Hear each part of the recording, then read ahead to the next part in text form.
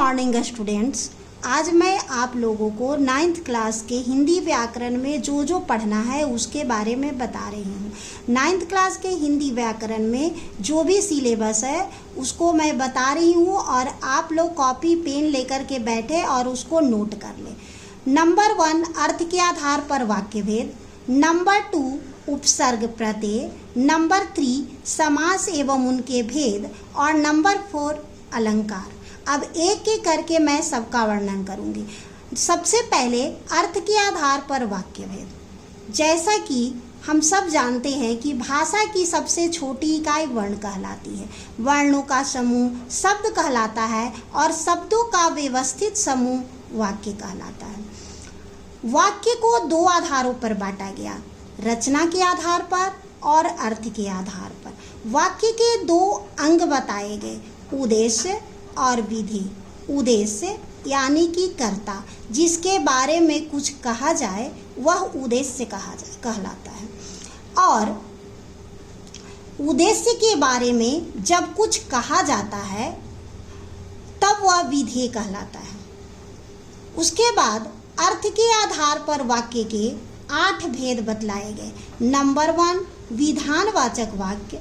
जब वाक्य में सकारात्मकता का बोध हो तब वह वाक्य विधानवाचक वाक्य कहलाता है। जैसे बच्चे पढ़ रहे हैं, विधानवाचक वाक्य यानी कि पॉजिटिव सेंटेंस, और इस वाक्य में पॉजिटिविटी यानी कि सकारात्मकता का बोध होगा।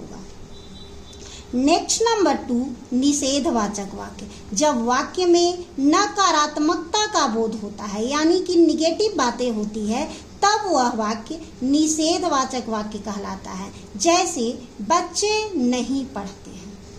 नेक्स्ट नंबर 3 प्रश्नवाचक वाक्य। जब वाक्य में प्रश्न पूछने का बोध हो तब वह वाक्य प्रश्नवाचक वाक्य कहलाता है। जैसे क्या बच्चे पढ़ रहे हैं?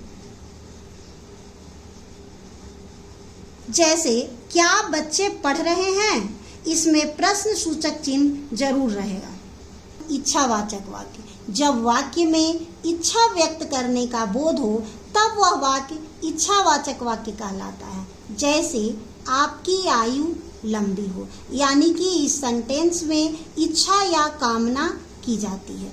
नंबर 5 आज्ञावाचक वाक्य। जब वाक्य में आज्ञा देने का बोध हो तब वह वाक्य आज्ञावाचक वाक्य कहलाता है। जैसे अभी तुम बाहर जाओ।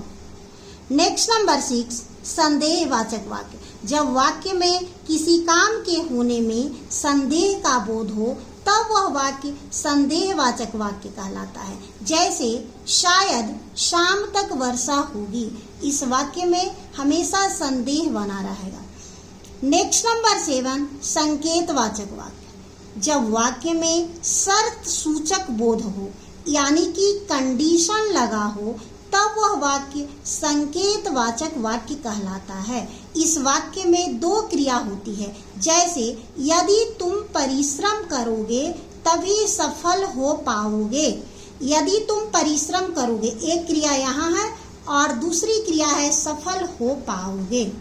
स्टार्ट। नेक्स्ट नंबर 8 विस्मयवाचक वाक्य। जब वाक्य में हर्ष, शोक, खुशी, घृणा आदि का बोध हो तब वह वाक्य विस्मयवाचक वाक्य कहलाता है। जैसे वाह, तुमने यह मैच जीत लिया। इस तरह वाक्य के 8 भेद बतलाए गए, वो भी अर्थ के आधार पर। अब इसमें जो क्वेश्चन है उसको आप नोट कर लीजिए। क्वेश्चन नंबर 1 वाक्य किसे कहते हैं। क्वेश्चन नंबर 2 वाक्य को कितने आधारों पर बांटा गया है। और क्वेश्चन नंबर 3 अर्थ के आधार पर वाक्य के कितने भेद होते हैं, प्रत्येक को परिभाषित करें। और उसके बाद जो रचना के आधार पर वाक्य भेद है वह क्लास 10th में पढ़ना है, वो आप लोग को अभी नहीं पढ़ना है। अभी बस अर्थ के आधार पर वाक्य भेद ही पढ़ना है, वो मैं आप लोग को बता दी हूँ और इसको आप लोग नोट कर लीजिए अच्छे